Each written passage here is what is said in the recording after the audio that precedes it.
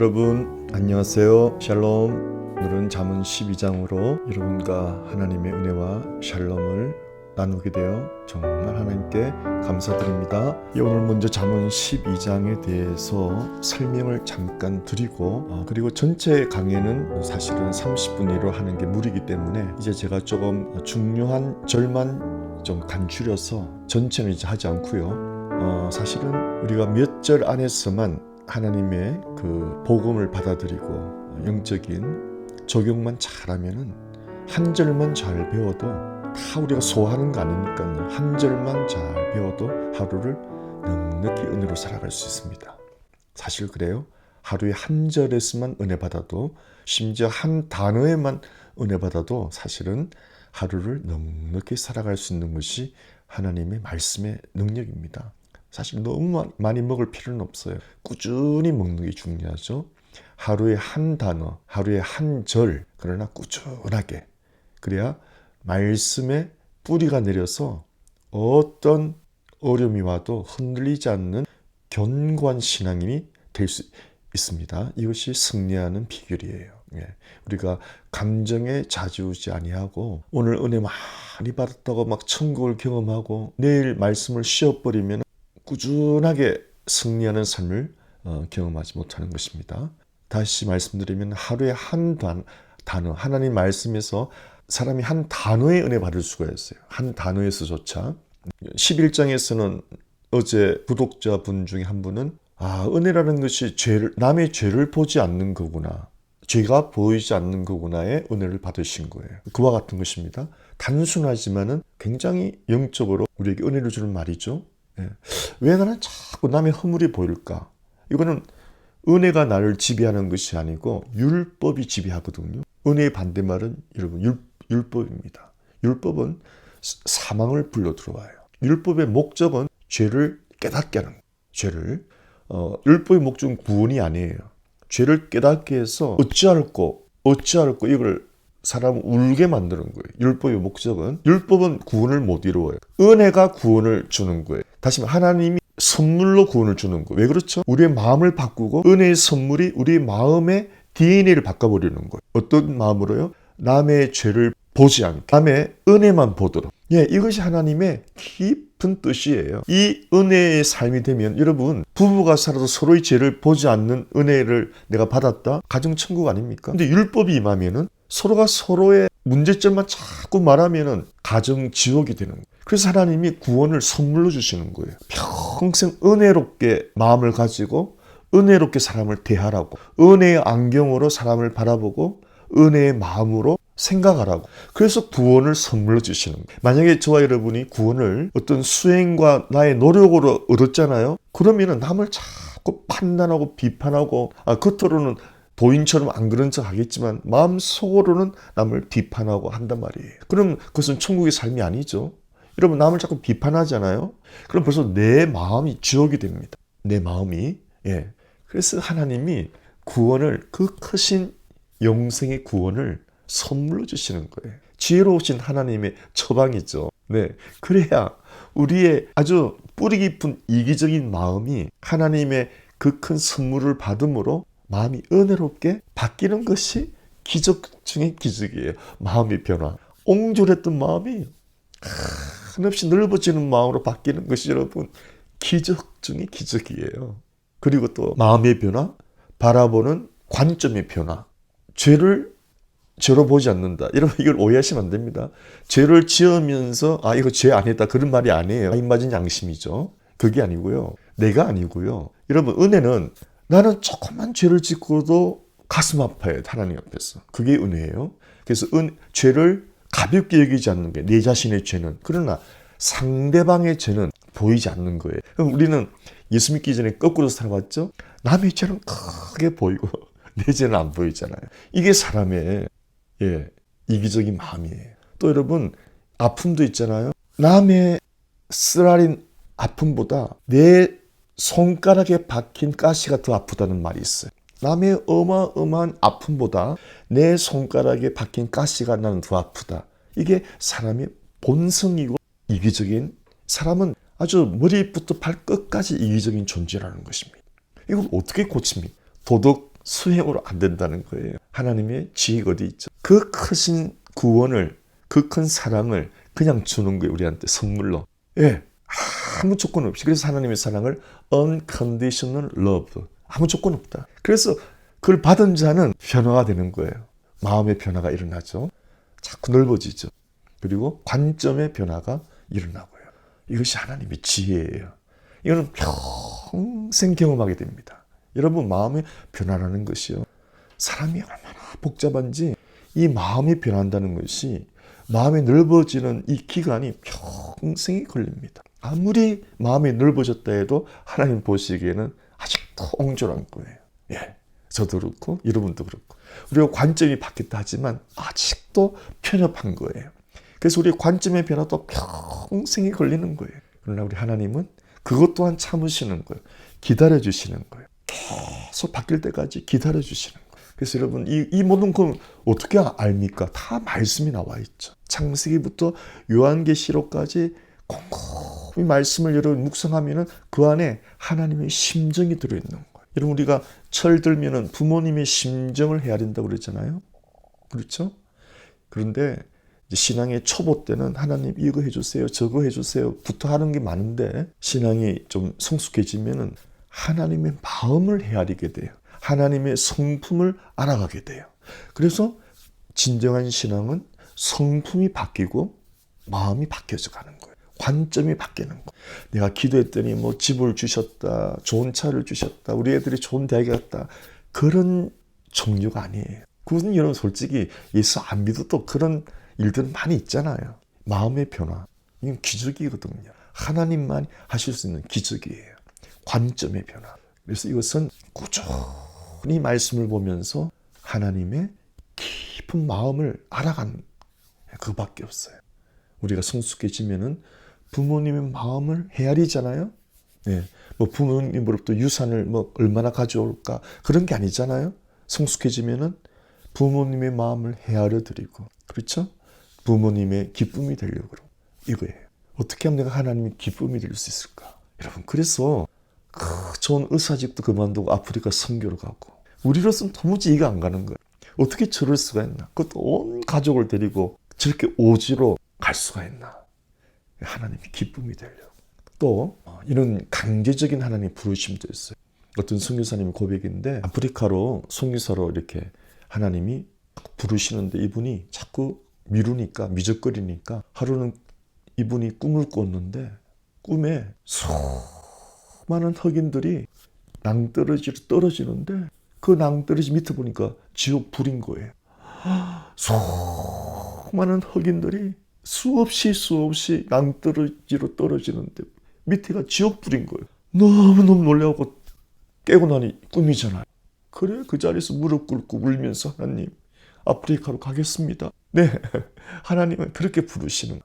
우리가 미련해서 하나님을 마음을 헤아리지 못하고 자꾸 미적거리면은 하나님은 그렇게 부르시는 거예요. 여러 방법이 있습니다. 자, 그래서 오늘은 먼저 잠언 12장에 좀 전체 내용을 제가 설명을 드리고 한 절 한 절 우리가 은혜를 나누고자 합니다. 잠언 12장은, 또 잠언 전체는 그렇습니다. 구약 성경은 의인과 악인으로 이렇게 묘사를 많이 합니다. 그러나 신약 성경은 하나님을 믿는 자냐 믿지 않는 자, 하나님 믿는 자를 의인, 착한 사람, 하나님을 믿지 않는 사람을 악인, 미련한 사람, 이렇게 설명하고 있습니다. 혹시 예수 아직 안 믿은 분들이 기분 나쁠지 몰라도 하나님의 말씀이 그렇게 정의를 내리고 있어요. 왜냐하면 우리가 죄와 악의 정의를 세상적으로 생각해서 그래요. 죄와 악이라는 뭐 남의 물건을 훔친, 뭐 강도질한다, 이것을 죄와 악으로 보는데, 성경은 그렇게 표준하지 않습니다. 뭐가 죄고 뭐가 악이냐? 첫째, 하나님을 신뢰하지 않는 것이 죄의 근본이라는 거예요. 예, 그래서 하나님을 믿지 않는 것이 죄의 근본이라는, 하나님의 신뢰하지 않으니까 하나님의 그 구원의 선물을 우리가 받아주지 않죠. 아니 뭐 그런다고 구원이 돼? 말도 안 돼 하고 하나님을 우습게 여기고 그걸 거절한다고요. 그게 죄의 근본이란 말이에요. 이게 성경의 정의입니다. 그래서 믿지 않는 것을 악한 사람, 미련한 사람, 죄인, 이렇게 말하는 거예요. 그래서 하나님을 믿는 사람을 하나님은 의롭게 깨끗하게 봐주는 거예요. 그 하나님을 믿어주는 것만으로 우리를 깨끗하게 봐주는 거예요. 의롭게 봐주고 착하게 봐주고 정직한 사람으로 봐주는 거예요. 예. 그래서 여러분 잠언에서 구약 성경에서 의인은 하나님을 믿는 사람, 악인은 하나님을 불신하는 사람, 착한 사람 하나님을 믿는 사람, 나쁜 사람 하나님을 믿지 않는 사람, 이렇게 그 정의를 꼭 기억하시고요. 또 지혜로운 자도 마찬가지죠. 하나님이 지혜의 근본이시니까 하나님 자체가 지혜시니까 지혜로운 자는 하나님을 믿는 자, 예수님을 믿는 자. 여러분 또 하나님을 믿는다, 예수님을 믿는다, 성령님을 같은 말입니다. 똑같은 삼위 하나님이세요.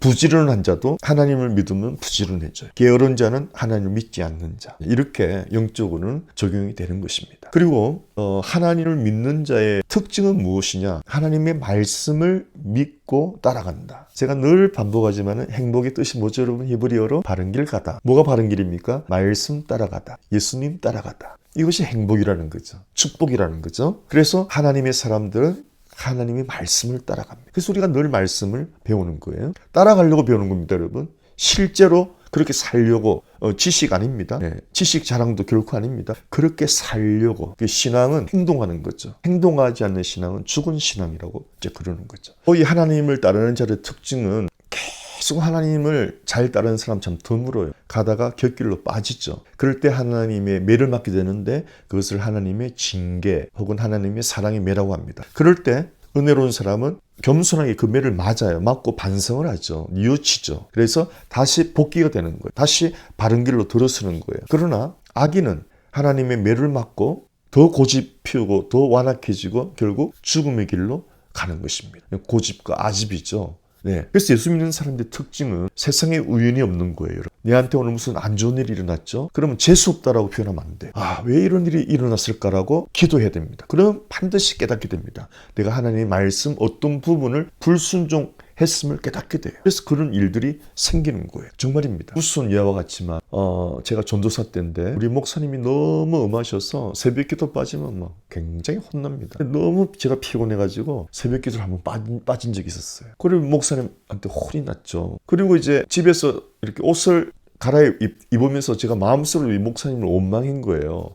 목사님 좀 너무 심하시다. 그리고 원망하고 바지를 입고 일어서는데 옷장에 문이 이렇게 살짝 열려가 있어요. 위에 옷장 문이 열려있는 그 옷장 모서리에 머리를 탁 받으니까 그 모서리에 이렇게 받으니까 얼마나 아픕니까? 이야, 그 목사님에 대한 섭섭한 생각을 함과 동시에 거의 1초인가요? 그 생각을 하자마자 일어서면서 그 모서리에 팍 받치니까 정신이 번쩍 드는 거죠. 어이구. 생각 하나 잘못해도 정말 여러분 그런 것은 정말 은혜죠. 그렇게 우리가 민감하게 우리의 잘못을 깨달으면 정말 그건 은혜예요. 그러나 우리가 살다 보면은 얼마나 무감각해지는지 몰라요. 자꾸 안 좋은 일이 발생하고 하나님이 경고의 나팔을 부는데도 그걸 모르고 그냥 갈 때가 많다 이 말입니다. 그래서 그 크고 작은 경고의 나팔에도 우리가 깨닫지 못하고 반성하지 않고 가면은 더 큰 일이 벌어지는 거예요. 더 큰 일이. 그걸 꼭 아시기 바랍니다, 여러분. 예수 믿지 않을 때는 그런 게 전혀 없어요. 예수 믿고 나서는 우리의 영이 살아나기 때문에, 영적 감각이 살아나기 때문에 그런 일들을 우리가 많이 경험하게 됩니다. 자, 이제 우리 1절을 보겠습니다. 바른 인생길 알려는 사람은 훈계를 달갑게 받고, 그렇죠? 바른 인생길 간다. 하나님 믿는 사람이죠. 하나님 믿는 사람들은, 예수를 영접한 사람들은, 구원을 받은 사람들은, 내가 이렇게 표현합니다, 여러분. 하나님을 믿는 사람, 하나님의 구원의 선물을 받은 사람, 같은 말이에요. 하나님을 믿는 사람, 하나님의 그 크신 구원을 선물로 받은 사람, 예수님이 날 위해 십자가에서 죽은 것을 믿는 사람, 같은 말입니다. 그 사람은 훈계를 달갑게 받고, 다시 말하면 하나님께서 매를 들 때, 나를 징계할 때 겸손하게 받아들인단 말이에요. 미련한 사람은 다른 번역본에는 짐승으로 나와 있어요. 얼마나 미련한지 짐승으로 번역되어 있더라고요. 짐승 같아서 책망을 싫어한다. 이 책망은, 이 사랑의 매는 나를 생명길로, 행복의 길로 가게 만드는 거예요. 근데 짐승 같기 때문에 그걸 싫어한다는 거예요. 그래서 여러분이 하나님의 말씀을 통해서 훈계를 받아들이면 그 모든 것이 빛이 돼서 내 앞길을 환히 비춰주는 빛의 역할을 하는 거예요. 제가 목회하면서도 설교가 좀 무거운 설교가 있고, 약간 책망의 설교가 있고, 위로하고 격려하는 아주 다들 좋아하는 설교가 있는데요. 그래서 어떤 책망의 설교를 하게 되면 어떤 분은 막 울면서 회개하는 분은 정말 믿음이 이렇게 더 장성해져요. 그러나 그 책망의 설교를 싫어하면서 마음이 이렇게 더 고집스러워지게 바뀌면은 그 사람은 큰 시험에 들게 돼요. 이제 그런 것입니다. 3절을 보시면은 나쁜 일을 하면 선 자리가 위태롭지만 착하게 살면 뿌리가 흔들리지 않는다. 나왔죠? 착하다, 나쁘다, 하나님 믿는다, 안 믿는다 이렇게 봐야 됩니다. 적용하면은 착하게 살면, 예수 믿고 살면 뿌리가 흔들리지 않는다. 다시 말하면은 이 사람은 쉽게 요동하지 않는다. 마음이 흔들리지 않는다는 거예요. 왜 그렇죠? 말씀을 매일매일 묵상하면은 신앙이 뿌리 내립니다. 뿌리 내려가지고 웬간한 바람에, 웬간한 환란과 역경에 흔들리지 않는다는 거예요. 그래서 여러분 말씀을 매일매일 보는 게 중요한 거예요. 우리가 나무를 심고 물을 매일 줘야 그 뿌리가 잘 내립니다. 우리 집 앞에 화단에 저는 미국은 물값이 상당히 비쌉니다. 물값을 절약하느라고 나무에 물을 며칠에 한 번씩 정말 최대한 아껴서 주는데 옆집에는 물을 많이 줘요. 한 10년 지나니까요. 우리 나무는 그렇게 자라지를 못했어요. 근데 옆집 나무는 얼마나 커졌는지 몰라요. 매일 물을 주니까. 바로 그렇습니다. 말씀에 물을 매일 공급받으면 반드시 여러분은 신앙이 자라고 뿌리가 깊이 내려가지고 흔들리잖아요. 그러나 말씀을 어떨 때는 보고 어떨 때는 막 한 달을 안 보고 이러면은 자라지를 못해요. 쉽게 감정적인 사람이 되고 흔들리고 유난히 신앙의 어려움을 많이 겪고 막 그래요. 어떤 사람은 꾸준히 자라는데 어떤 사람은 너무 들쑥날쑥 그 원인이 뭐냐? 말씀을 꾸준히 보는 사람, 끈기가 있는 사람이죠. 그리고 그런 사람은 매사에 한결같죠. 그래서 한결같은 이 신앙이 굉장히 중요합니다. 그 훈련, 혹시 내 DNA가 한결같지 못한 좀 변덕이 심한 성격이라면 더 애를 쓰고 노력해서 하나님의 말씀을 매일 보는 습관을 한 10년은 여러분이 훈련을 하셔야 돼요. 그래야 든든한 신앙이 되는 걸 믿으시기 바랍니다. 그리고 구약 성경에는 막 홍해가 갈라지는 기적, 뭐 별의별 기적이 많이 있거든요. 여러분이 나중에 이제 구약을 읽고 보면 알겠지만은, 그런데 유대인들은 여러분 전 세계 노벨상을 휩쓰는 유대인들은 그 어떤 기적보다 하나님의 말씀을 더 신뢰한다는 거죠. 어떤 학자가 그랬어요. 기적이라는 것은 처음엔 사람한테 굉장히 큰 감동을 주지만 그게 나중에 잊혀진대요. 그게요. 근데 하나님의 말씀은 계속 우리 마음속에서 뿌리를 내린대요. 그래서 먼 걸로 볼 때 하나님의 말씀이 가장 강력하다는 거예요. 사람을 변화시키는 가장 강력한 힘은 기적이 아니고 말씀이라는 거예요. 유대인들 그 학자가 제가 그렇게 쓴 책을 보고 깜짝 놀랐어요. 그래서 여러분 기적을 통해서, 가짜 기적을 통해서 악한 영들이 역사를 하고, 그러나 여러분 정말 든든한 교회는요, 하나님의 말씀으로 꾸준하게 교육받고 훈련받는 성도들이 더 안전해요. 이단도 분별할 줄 알고 빠지지 않고. 그러나 어디 가면 병 고쳐준다더라, 어떤 목사님은 예언의 능력이 뛰어난다더라, 가서 안수받자, 이런 데는 굉장히 위험합니다, 여러분. 그런 데는 굉장히 위험해요. 왜냐하면 그 예언이라는 것이 제 경험으로는 틀리는 게 너무 많더라고요. 방언 통역도 마찬가지고 너무 엉터리가 많아요. 그래서 그건 확실치가 않은 거니까. 그런데 절대 여러분이 그런 걸로 신앙이 자라지 않습니다. 더 신앙에 병이 많이 걸리지. 방언 기도는 괜찮아요. 그러나 방언 통역은 제가 너무 잘못된 분들을 많이 봤기 때문에, 방언 기도는 우리가 기도라는 것이 참 힘들어요. 하려면 사탄이 방해를 하거든요. 성경을 공부하는 것보다 기도하는 것이 몇 배로 힘이 듭니다, 여러분. 네. 그래서 기도하는 건 사탄이 제일 싫어하거든요. 사실은 기도하고 말씀 보는 것이 딱 균형을 이루어야 정말 우리가 건강한 신앙이 되는데, 그래서 기도가 너무 힘드니까 방언 기도라는 것은 기도를 잘 못하는 사람을 기도할 수 있는 언어를 주시는 거예요. 예. 왜요? 기도를 못하니까 우리 기도에 할 말이 모르잖아요. 뭘 기도할까? 모를 때가 많아요. 그런데 방언은 이 하나님만 아는 언어니까 설거지를 하면서도, 뭐 차 운전을 하면서도, 심지어 이렇게 조깅을 하면서도, 체조를 하면서도, 베이킹을 하면서도 계속 방언으로 기도하면서 기도를 훈련합니다. 그래서 방언은 나 자신을 유익하게 하는 거예요. 교회를 유익하는 거 아닙니다. 방언 잘못하면 교회가 시험 들어요.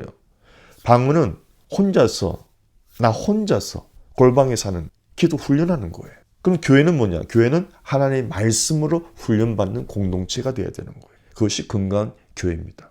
여러분 꼭 기억하시기 바랍니다. 어떤 교회 막 병 고친데, 막 암 고친데, 막 예언하는데, 막 탁 들어맞춘데, 여러분 그런 무당 가는 거예요. 무당 찾아가는 거예요. 악한 영들 얼마든지 여러분의 한 달 뒤를 알아맞힙니다. 성경은 한 달 뒤가 아니에요.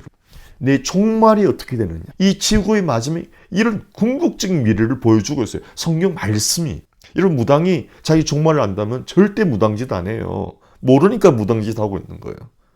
그들은 겨우 알아봐야 뭐 이번 여름 조심해, 뭐 가을 조심해. 그것도 거짓말이 많죠. 하나님의 말씀을 여러분 우리가 공부해 보십시오. 전 세계 역사를 예언해 놓고 그것이 그대로 적중하는 거예요. 몇천 년 동안 이 세계 역사를. 이렇게 하나님의 깊고 넓고 정확한 말씀을 신뢰해야 되는 것입니다.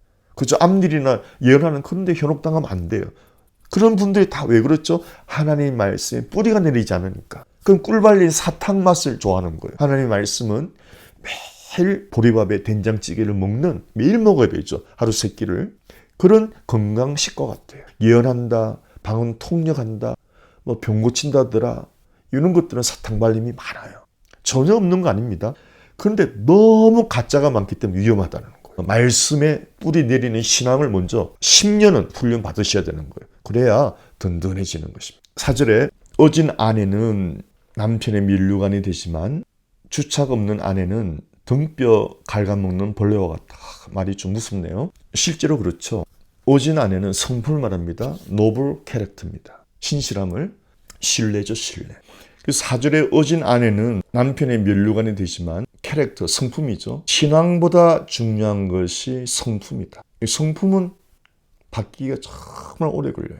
신앙은 여러분들이 오늘 예수님을 영접해서 믿을 수 있잖아요.